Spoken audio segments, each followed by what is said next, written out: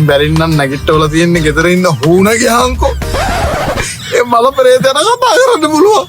මට සත්තු කතා කරන එක ඇහෙනවා. අනේ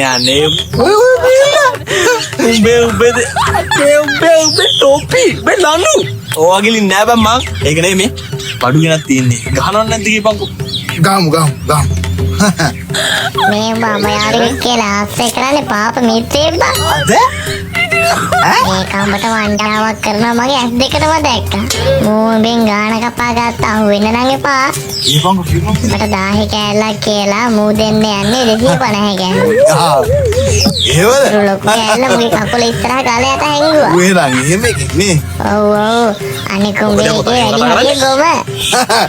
උඹ රුපියල් 10 කෑල්ලක් ගන්න මම සල්ලි දුන්නනේ. ඔව් මේ තියෙන්නේ ඔය තියෙන්නේ 250ක.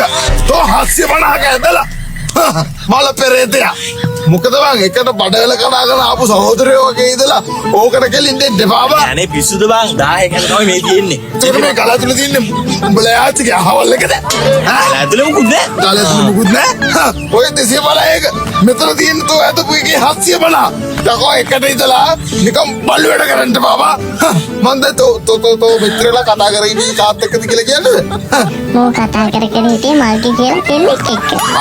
මෝ අතර කොට්ටපයින් කරනවා කිව්වා ඒකට. තෝ මල්කිත් එක්ක කතා කරගෙන ඉඳලා තියෙන්නේ. අර සුරංගගේ නංගිත් එක්ක. එතන මොකද ඇත්තේ නෑනේ මොකක්ද ඇත්තේ? බලපන් තට කරනද?